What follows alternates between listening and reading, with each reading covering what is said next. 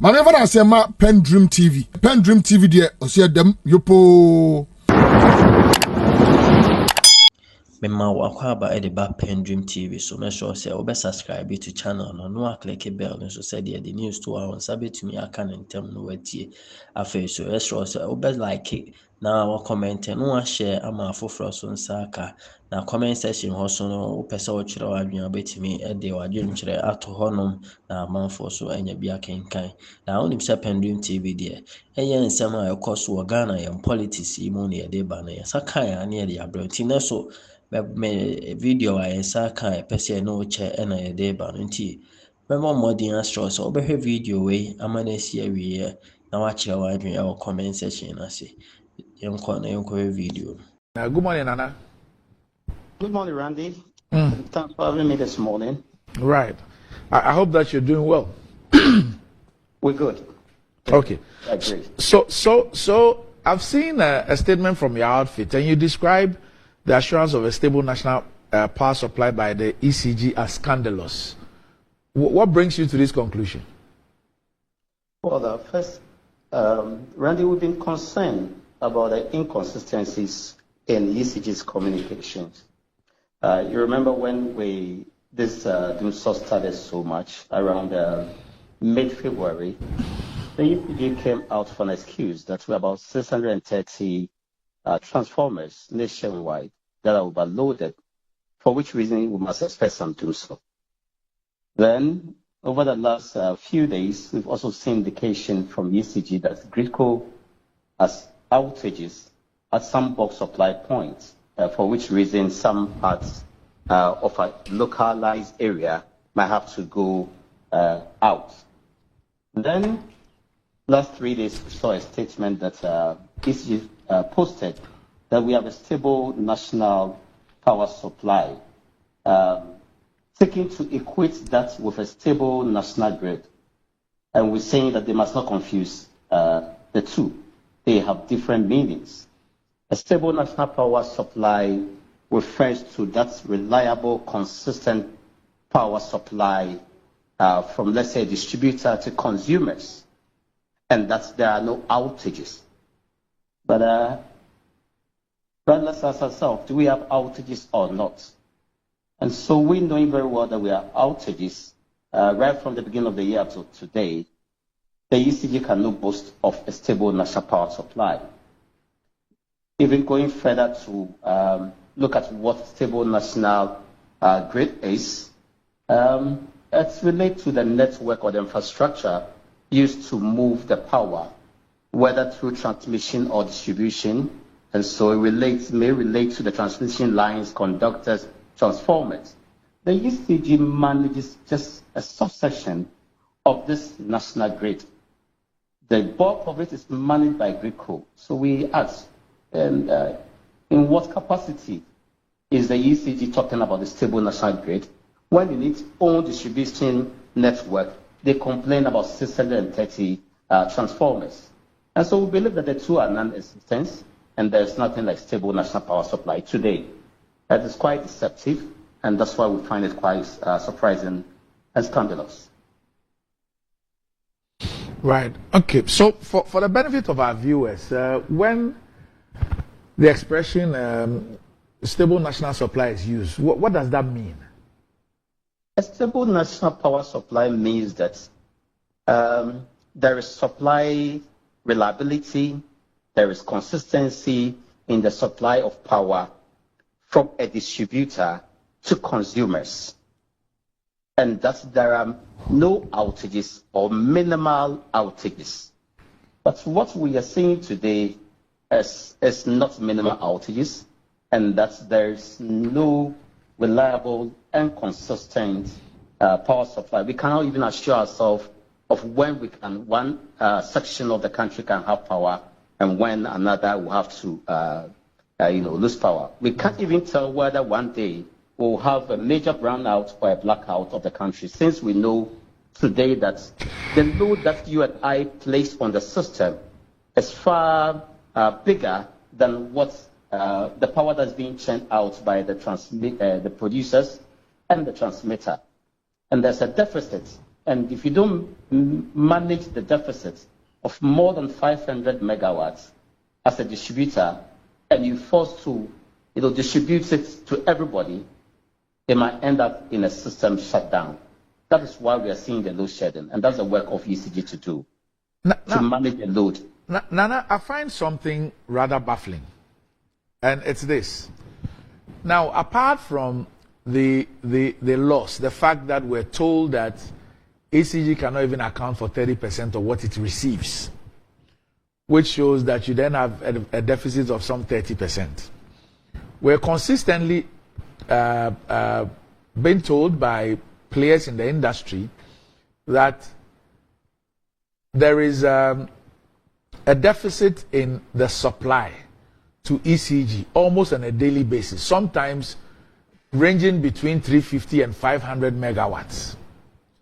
Now, how do you have this kind of situation and say that there is a stable national supply and say that when we have outages, these outages are localized? I'm trying to understand this, trying to make sense out of this. Randy, it doesn't, in fact, you crack your head and it still will not make any reason to you because it defines common sense here. When you yourself complain about receiving less power from GRICO, yet you claim you have a stable power supply and that you meet the demand of consumers across the country. It is not the case. There is something that will come to stay that over the past few months, that they are using ECG to manage the situation. And it's quite deceptive. They try to be deceptive in their approach. In previous times, when we are having such challenges, because the system operator is not ECG but GRICO will first release a statement indicating the challenge upstream and saying that because there is a challenge with the flow of, let's say, gas, or there is deficits in power generation, we are unable to meet the demand of our customers. We are sorry. And here their customers are ECG and NETCO. On the back of their statement, the ECG will come and say, reference to GRICO's challenge, we are unable to also provide power to the entire populace or consumers. For that reason, we are compelled to shed load. This is the common sense approach we've seen over the years. What is happening today? Since the beginning of the year till now, GRICO has been tight-lipped. What are they hiding? Then the ECG will come and give an excuse, which is not tenable. 630 megawatts, 630 transformers, not tenable. Stable power supply, not tenable. And I think that all this miscommunication or deception could hurt the reputation of the ECG. It must bear in mind that it is not only about consumers, but the investors. If Randy needs a timetable, he should provide one himself. If the PLC is requesting the ECG to produce one, the PLC should churn out one by itself. Also very insulting. I think that they must be forthright and straight with Ghanaians as to what is happening in the sector and assure Ghanaians how they intend to resolve the issue. I don't know whether you cited the new directive from the president. Now, two issues here. When you listen to the ECG, the impression is created that these shortfalls in supply to them are sudden. They are not anticipated. They are not planned. And therefore, it will be difficult for them to come up with a timetable. So, for example, they just there and then, let's say as we have in this interview, they get a notice from GRICO, shed 200. On the basis of that, they are unable to give you a timetable. And then I've also realized that in the last 1 week, what we've seen is that at least I've seen two statements from the ECG where it says that GRICO says is not going to provide X, or we're not going to get X megawatts of power. And so these areas, then it gives a long stretch. Yesterday, the one I heard was from, I think, somewhere community 24 or something, all the way to Chopoli. And it says that, well, this is because there's a deficit in what we're getting from Gridco. As and when Gridco improves the supply, we would also improve your supply. And it ends there. Randy, it is not the case that ECG receives short notice from the Gridco. I don't know even if they receive notice at all, but if you are in the sector, Randy, I can send you from the beginning of the year on daily basis how much power is being produced. From the beginning of the year up to today, we're talking about. We've done the table. We receive system condition sheets from the system operator Gridco each day. And for the ECG, it's done on hourly basis. So at least they know what's happening in the sector. And Randy, it might just, surprise you to note that from the beginning of the year up to today, the system has never been able to generate anything in excess of 3,300 megawatts since the beginning of the year. Meanwhile, we have a peak demand of about 3,650, indicating a shortfall of close to 400 megawatts. It is something even the little boy in the Kunfiabor knows, because there's a data available. The ECG cannot say that we don't know what's happening in the sector. At least they could take a cue from last month, last 2 months, last 3 months, knowing that each day we have a deficit of close to 400. At least use this common sense or this data to generate your timetable. Don't wait for anybody to bring you anything. You know very well that they generate something around 3,200 megawatts. Then they export about 250 to 300 megawatts. So what you are left to manage for domestic consumers is something around 2,900 megawatts, of which you need more. So shed load, that is it. For the Gridco outages they are announcing these days, the ECG is announcing, for us it is diversionary. They know exactly what's happening in the sector, and they themselves are frustrated, yet they cannot speak to the issue. They are being careful. Randy, I can assure you, if you go to the desk of ECG management, you go to supervisors, and I'm sure it tells even in the statement of PUGU, their own utility workers union, they were clear in the statements that they are struggling to issue a timetable because they are not getting information from Gridco. That's a lie. They have information from the data sheet. They don't need to wait for Gridco. But then they are saying that they don't have enough to manage. And they were expecting that we will stop the exports so that they have enough to distribute across the country. And so everybody is trying one way or the other, including the sector minister, to whitewash the issues.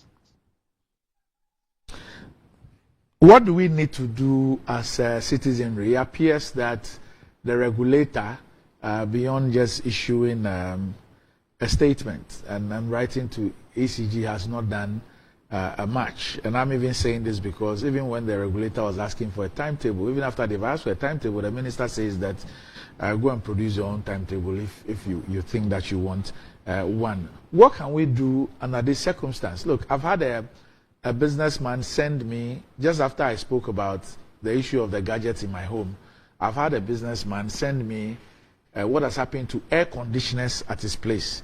And he's put the things in a wheelbarrow. I'm sure that my producer can project that. This is what the businessman sent to me in Kumasi. He sent to me that it says this is what has happened to his air conditioners in the last 90 days. So that's what you see there. It says this is what has happened to him in the last 90 days. So for us as citizens, what do we do? What we're going through currently is not just hurting people's appliances in the office and homes, but in industries, the hospitals are all struggling, and because the outages are rampant and it hurts their system. What we must do as a country, Randy, we must brace ourselves for the worst. And I tell you what we are seeing today is induced by $1.5 million debt in the sector. And so I would say it's financial challenge that's bringing us this to so at this point. Meanwhile, apart from this 1.5 million, next month or this month, we'll incur additional loss. We'll add it to the 1.5. The next 2 months, we incur an additional one. If $1.5 million is giving us this problem. Is it million or billion? 1.5 billion, sorry. If $1.5 billion is giving us this problem, what will $2 billion debt do to us? What will $2.5 billion do to us? And the ECG is not working as much as we expect to block the revenue leakages. That is why they cannot even, comply with the cash waterfall mechanism. And so if the debt is going to increase next month, next 2 months going forward, then the issues will be worse. And like we said, we pity the next government that will be formed. They will come and inherit a cliff. And when you fall, it's bank here. I'm sure Ghanaians must begin to look for alternative source of power because we cannot rely on the grid. It's not reliable. And they are not working to address the issue because they are not even admitting the problem. How do they work to address it? Let's go and look for other means of energy. Whether you want to restore to generator, fine. If you want to go and look for solar or other forms of energy, that is also cool. We only pray that the Energy Commission will not frustrate people that want to move away from the grid to solar in particular. And also for those who want to resort to generators. If they did the economics, some will find that even using the generator, and you can speak to the hotels, Randy, most of them, even before this DUMSOR heightened, they were using generator, then use the national grid rather as a backup because it is cheaper. We only pray that fuel price should not go up. But if fuel prices are to reduce to, let's say, 10 cedis per liter or 9 cedis, it's better you use a generator than to use a grid. And so let's resort to another forms of energy. Then we should still push the PRC to act in our interests because it must protect consumers. It is their work to do, not just the power sector players. But maybe it is time that you and I also take it up ourselves to deal with the UCG and to compel them either through the courts or any other means to give us the power that we so much desire or require. Randy, you know something here? I'm sure you're a prepaid consumer. Yes. I'm a prepaid consumer. And so they owe me a duty. They owe me power to supply. If they are not able to meet this part of the bargain, I'm sure as a citizen or as citizens, we can also take ECG up. There's a few things we can do. All right. Okay. Nana, we see the 7. Thanks for joining us. We thank you for your time, and we'll call on you any other time that we need some clarification on these issues. We're most grateful for your time. Randy. Right.